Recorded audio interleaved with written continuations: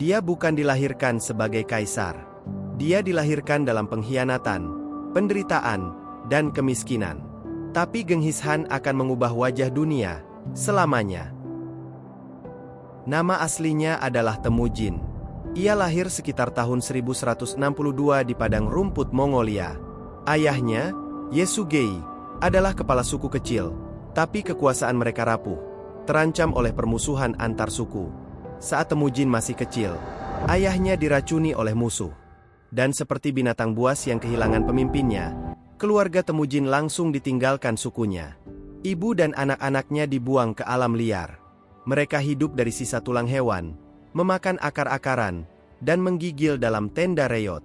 Tapi penderitaan itu tak menghancurkan Temujin, justru menempanya. Remaja Temujin sempat ditangkap oleh musuh dan dijadikan budak. Ia dipasung dan dirantai. Tapi dia melarikan diri, bukan hanya dari kurungan besi, tapi dari takdir seorang pecundang. Dengan cerdas, Temujin membangun aliansi. Ia tidak memilih berdasarkan darah bangsawan, tapi berdasarkan kesetiaan dan kemampuan. Dia mempromosikan rakyat jelata jadi jenderal. Dia meruntuhkan struktur lama yang kaku. Langkahnya revolusioner. Di dunia yang penuh pengkhianatan, Temujin menciptakan sistem meritokrasi. Tahun 1206, setelah menaklukkan semua saingan dan menyatukan bangsa Mongol, Temujin dinobatkan sebagai Genghis Khan, penguasa segala manusia. Tapi ambisinya tidak berhenti di padang Mongolia.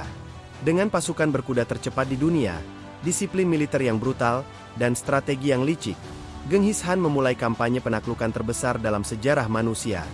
Ia menyerbu kekaisaran Khwarezmia, menghancurkan kota demi kota dengan kekuatan dan ketegasan yang belum pernah terlihat. Di Cina Utara, ia mengalahkan dinasti Jin.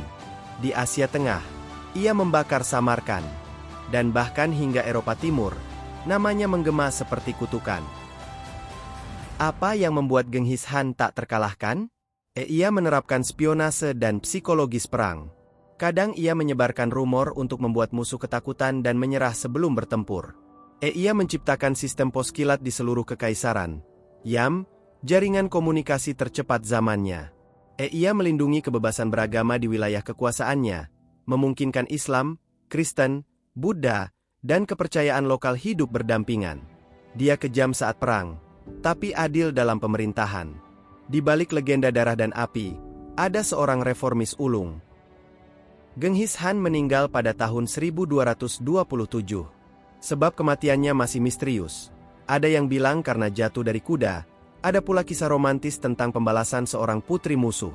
Kuburannya tak pernah ditemukan.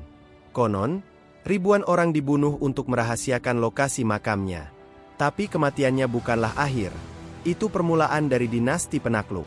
Anak cucunya melanjutkan ekspansi hingga membentuk kekaisaran darat terbesar dalam sejarah. Dari Korea hingga Eropa Timur, dari Rusia hingga Timur Tengah.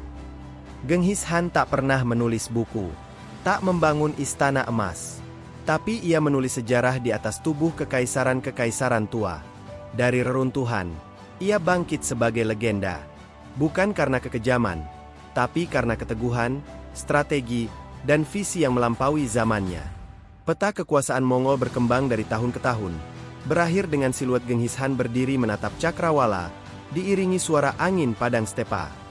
Jika kamu terinspirasi oleh cerita ini, klik like, subscribe, dan tuliskan di komentar. Menurutmu, apakah dunia akan berbeda jika Genghis Khan tidak pernah ada?